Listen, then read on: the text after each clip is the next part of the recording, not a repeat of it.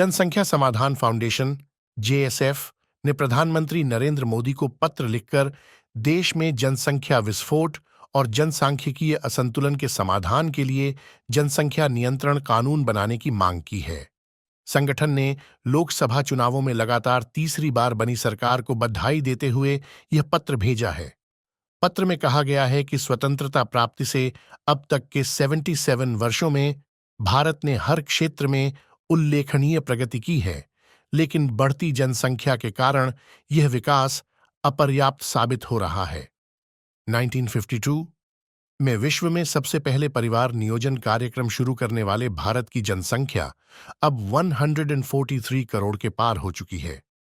जनसंख्या विस्फोट और जनसांख्यिकीय असंतुलन के कारण देश संसाधन, सामाजिक, आर्थिक और पर्यावरणीय संकट से जूझ रहा है, जिससे गृहयुद्ध की आशंका बढ़ रही है।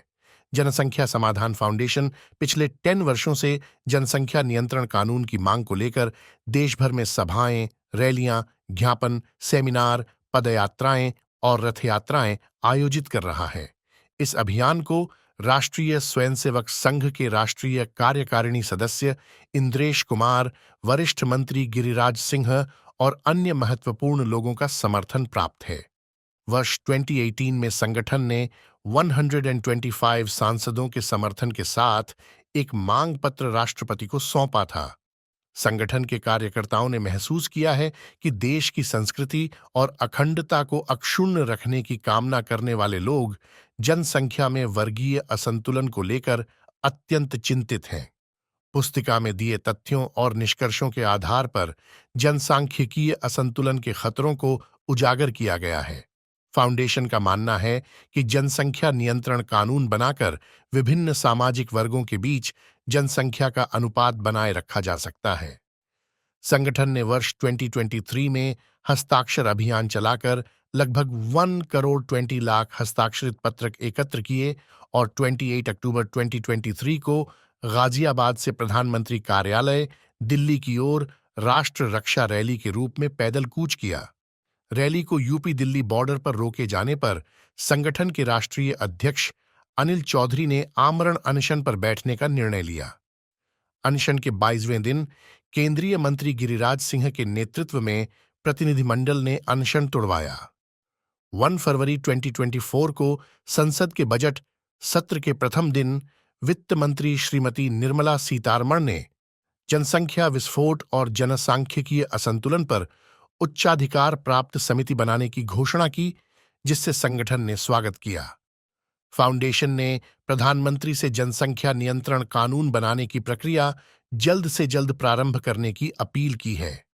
जनसंख्या समाधान फाउंडेशन द्वारा सुझाए गए प्रावधानों में सभी नागरिकों पर समान रूप से कानून लागू करना, कानून का उल्लंघन करने वाले दंपत्तियों को सरकारी सहायता से वंचित करना, मताधिकार और चुनावी प्रक्रिया से वंचित करना, अनिवार्य नसबंदी और जेल की सजा का प्रावधान शामिल है। संगठन ने पूर्वोत्तर भारत और आदिवासी राज्यों की जनजातियों को अस्थायी रूप से कानून की परिधि से बाहर रखने की भी मांग की है। आज के धरना और प्रदर्शन का नेतृत्व राजीव कुमार सिंह द्वारा किया गया। धरने में किसान मंच की अध्यक्ष रेखा दीक्षित, जिला अध्यक्ष दीपू सिंह, राजीव सिंह, ओरेनी योगेंद्र सिंह कसरावा, आकाश सिंह बेलहरी, आलोक गुप्ता, रवि शुक्ल आदि लोग धरने में उपस्थित रहे। राष्ट्रीय प्रस्तावना के लिए हरदोई से ललित कुमार पांडे की रिपोर्ट। आज का देश में जो है बढ़ती हुई जनसंख्या को लेकर हम लोग प्रोटेस्ट करने के लिए आज यहाँ एकत्रित हुए, जिसपे एक कानून हमारे देश के प्रधानमंत्री जी को जल्द से जल्द बनाना चाहिए। बढ़ती हुई आबादी से लगातार जमीन, जल, हर चीज की कमी और सारी विसंगतियां पनप रही हैं। धीरे धीरे ऐसी विसंगतियां पनप जाएंगी कि देश में बढ़ती जनसंख्या के कारण गृह युद्ध होने की भी, जिससे हमारा देश कमजोर होगा। हम चाहते हैं कि एक ही वर्ग आज तक जो है कि नसबंदी से लेकर सारी प्रक्रियाओं से गुजरता रहा, जबकि देश का हमारा संविधान कहता है कि हम जब परस्पर चलते हैं और जिस देश के हम वासी हैं तो वहां पर जातिवादिता के आधार पे वो मुसलमान हैं तो वो जो है नसबंदी नहीं कराएंगे।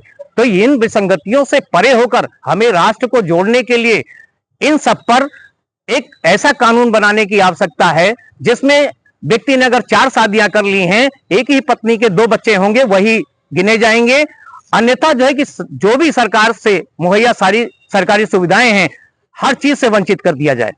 ऐसी हमारी मांग को लेकर जो है कि आज हम लोग जिला अधिकारी के माध्यम से हमारे देश के यशस्वी प्रधानमंत्री जी को ज्ञापन सौंप रहे हैं कि आप जल्द से जल्द ऐसा कड़ा कानून बनाइए जिससे हमारे देश का संविधान की भी रक्षा हो और हमारे देश की भी सुरक्षा हो। जय हिंद।